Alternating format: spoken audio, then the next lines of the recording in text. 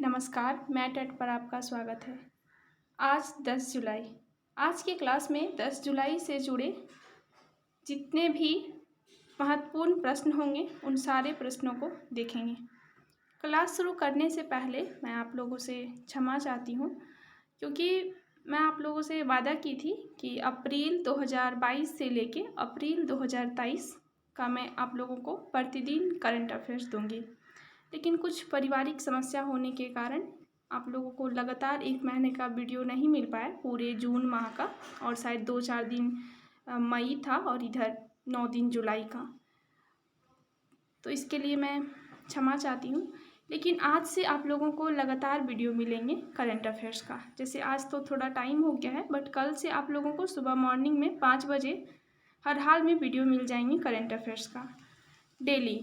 और उसके बाद जो बीच में 1 महीना छूट गया, इस पर मैं काम कर रही हूँ। बहुत जल्द आप लोगों को 1 या 2 वीडियो मिल जाएंगे, जिसमें पूरे 15-15 दिन करके 15-15 दिन का जो भी करंट अफेयर्स होगा वो सारा आप लोगों को इम्पोर्टेंट क्वेश्चन मिल जाएगा।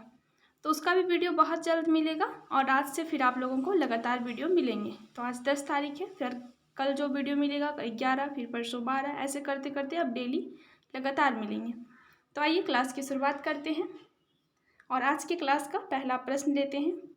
हाल ही में किस देश के पूर्व प्रधानमंत्री शिंजो आबे का निधन हो गया? हाल ही में किस देश के पूर्व प्रधानमंत्री शिंजो आबे का निधन हो गया? तो इसका सही आंसर होगा जापान।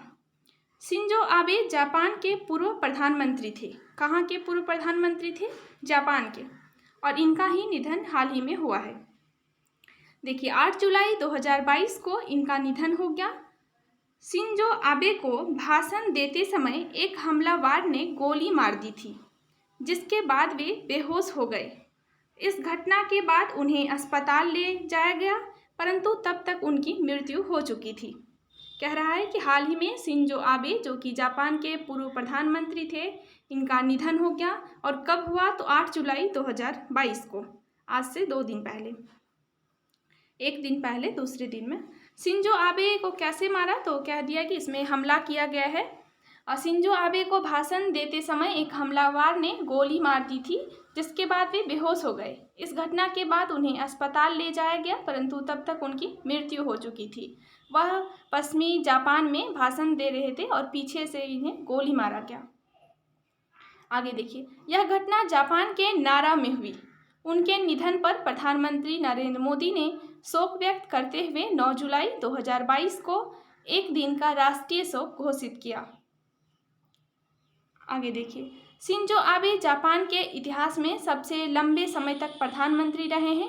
इनका जो कार्यकाल था यह 2006 से 2007 तक था। उसके बाद 2012 से 2020 तक, या 2012 से 2020 तक लगातार 8 साल प्रधानमंत्री रहे हैं। और 2006 से 2007 में भी यह प्रधानमंत्री रहे थे जापान के। तो क्वेश्चन क्या था कि हाल ही में शिंजो आबे का मृत्यु हो गया है, इनका निधन हो गया है। यह किस देश के पूर्व प्रधानमंत्री थे? तो यह जापान के पूर्व प्रधानमंत्री थे। अगला प्रश्न है, चर्चा में रही मानगढ़ पहाड़ी किस राज्य में स्थित है? चर्चा में रही मानगढ़ पहाड़ी किस राज्य में स्थित है? तो मानगढ़ पहाड़ी जो है यह राजस्थान राज्य में स्थित है। मानगढ़ पहाड़ी राजस्थान के बांसवाड़ा में स्थित है। यहाँ 1913 ईस्वी में 1500 से अधिक भील आदिवासी स्वतंत्रता सेनानी मारे गए थे। क्या कह रहा है कि मानगढ़ जो पहाड़ी है यह राजस्थान में स्थित है। और यहाँ क्या हुआ कि 1913 ईस्वी में 1500 से अधिक भील जो आदिवासी स्वतंत्रता सेनानी थे यहाँ मारे गए थे। इस जगह को आदिवासी जालियांवाला के नाम से भी जाना जाता है। मानगढ़ पहाड़ी को राष्ट्रीय स्मारक बनाने की मांग हमेशा उठती रही है। हमेशा से इस मानगढ़ पहाड़ी को राष्ट्रीय स्मारक बनाने की मांग होती रहती थी। 2022 में राष्ट्रीय स्मारक प्राधिकरण के अध्यक्ष तरुण विजय के नेतृत्व में राष्ट्रीय स्मारक प्राधिकरण की एक रिपोर्ट में राजस्थान के मानगढ़ पहाड़ी को राष्ट्रीय स्मारक के रूप में घोषित किया गया है। अब हाल ही में यह चर्चा में क्यों है? चर्चा रहने का जो मुख्य कारण है, क्योंकि मानगढ़ पहाड़ी को राष्ट्रीय स्मारक घोषित कर दिया गया है, इसीलिए यह चर्चा में है। और किनके द्वारा घोषणा किया गया?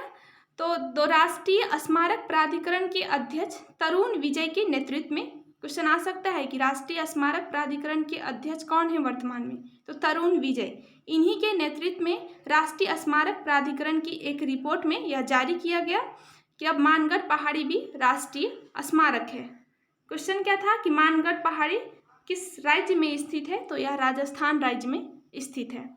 और यहाँ क्या हुआ था, 1913 ईस्वी में जो भील आदिवासी स्वतंत्रता सेनानी थे उनमें से लगभग 1500 भील आदिवासी स्वतंत्रता सेनानी यहाँ मारे गए थे। इस जगह को क्या कहा जाता है, तो इस जगह को आदिवासी जालियांवाला के नाम से भी जाना जाता है। और मानगढ़ पहाड़ी कहाँ है, तो यह राजस्थान में स्थित है। हाल ही में इसे राष्ट्रीय स्मारक घोषित किया गया है। अगला प्रश्न है, हाल ही में कहाँ पर हरियाली महोत्सव 2022 का आयोजन किया गया है। कह रहा है कि हाल ही में कहाँ पर हरियाली महोत्सव 2022 का आयोजन किया गया है। तो हरियाली महोत्सव 2022 का आयोजन नई दिल्ली में किया गया है। 8 जुलाई 2022 को नई दिल्ली में हरियाली महोत्सव 2022 का आयोजन किया गया है। इस अवसर पर पर्यावरण, वन और जलवायु परिवर्तन मंत्रालय द्वारा नई दिल्ली के तालकटोरा स्टेडियम में एक कार्यक्रम आयोजित किया गया। 8 जुलाई को क्या हुआ, कह रहा है कि इस अवसर पर जो हरियाली महोत्सव 2022 का आयोजन हुआ 8 जुलाई 2022 को, इस अवसर पर पर्यावरण, वन और जलवायु परिवर्तन मंत्रालय द्वारा नई दिल्ली के तालकटोरा स्टेडियम में एक कार्यक्रम आयोजित किया गया। इसका उद्देश्य क्या है, क्यों मनाया जा गया हरियाली महोत्सव दिवस जो मनाया जा रहा है, या क्यों 8 जुलाई को क्यों इसका आयोजन किया गया, तो पेड़ों के महत्व पर जागरूकता बढ़ाने के लिए जो हरियाली महोत्सव 2022 का आयोजन किया गया, या पेड़ों के महत्व पर जागरूकता बढ़ाने के लिए ऐसा किया गया। इसका उद्देश्य क्या था कि पेड़ के महत्व पर जागरूकता फैलाना।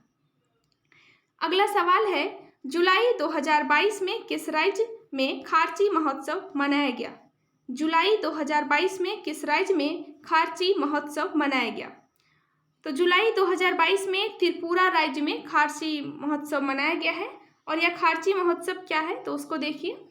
7 जुलाई 2022 को त्रिपुरा में खारची पूजा महोत्सव शुरू हुआ। इसका आयोजन 7 दिनों तक चलता है। देखिए, खारची महोत्सव जो है यह खारची पूजा है जो विशेषकर त्रिपुरा में मनाया जाता है। इसे खर्ची पूजा के नाम से भी जाना जाता है। यह त्रिपुरा के सबसे लोकप्रिय त्योहारों में से एक है। कौन सा त्यौहार, खर्ची पूजा। इसी में आयोजित किया जाता है खारची महोत्सव।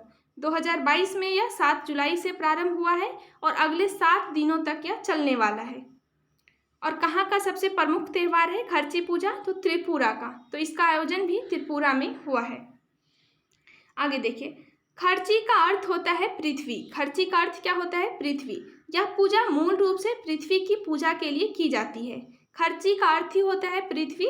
यह जो पूजा होता है खर्ची पूजा, इसका उद्देश्य है कि पृथ्वी की पूजा के लिए, ठीक है, पृथ्वी की पूजा के लिए ही इसका आयोजन किया जाता है। इसमें 14 हिंदू देवी देवताओं की पूजा की जाती है।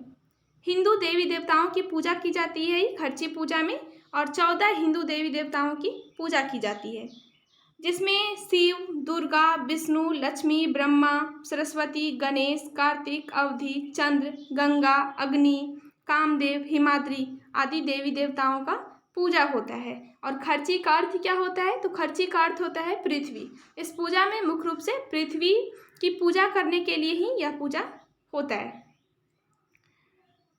क्वेश्चन क्या था कि जुलाई 2022 में किस राज्य में खारची महोत्सव मनाया गया, तो त्रिपुरा में खारची महोत्सव मनाया गया या मनाया जा रहा है। अभी तो 7 दिन नहीं हुआ, 7 जुलाई से इसका प्रारंभ हुआ है। अगला प्रश्न है, हाल ही में खबरों में रहा डेरेचो क्या है। हाल ही में खबरों में रहा डेरेचो क्या है, तो डेरेचो एक तूफान है। क्या है, डेरेचो एक तूफान है। यह लंबे समय तक रहने वाला सीधी रेखा वाला यह एक तूफान है जो तेज बरसात और गरज के साथ आता है। डेरेचो क्या है, क्वेश्चन क्या था कि हाल ही में खबरों में रहा डेरेचो क्या है, तो इसका सही आंसर हो जाएगा तूफान। और कैसा तूफान, तो एक लंबे समय तक रहने वाला सीधी रेखा वाला तूफान है जो तेज बरसात और गर्जन के साथ आता है। डेरेचो एक तूफान है जो आमतौर पर मध्य और पूर्वी अमेरिका के हिस्सों में आता है। कहाँ आता है यह आमतौर पर? तो मध्य और पूर्वी अमेरिका के हिस्सों में। हाल ही में अमेरिका के कुछ राज्य डेरेचो नामक तूफान के चपेट में आ गए, जिससे आसमान का रंग हरा हो गया और इसी कारण ये चर्चा में रहा है। आगे देखिए, डेरेचो शब्द स्पेनिश शब्द ला डेरेचा से आया है, जिसका अर्थ होता है सीधा। देखिए, डेरेचो शब्द कहाँ से आया, क्वेश्चन पूछ सकता है। तो डेरेचो शब्द स्पेनिश शब्द ला डेरेचा से आया है और जिसका अर्थ होता है सीधा। और यहाँ डेरेचो का मतलब क्या है? तो डेरेचो का मतलब तूफान है। और इस डेरेचो कैसा तूफान है, किस टाइप का तूफान है? तो यह एक लंबे समय तक रहने वाला सीधी रेखा वाला तूफान है जो तेज बरसात और गरज के साथ आता है। तो आज के क्लास में इतना ही, फिर मिलते हैं अगले क्लास में। Thank you.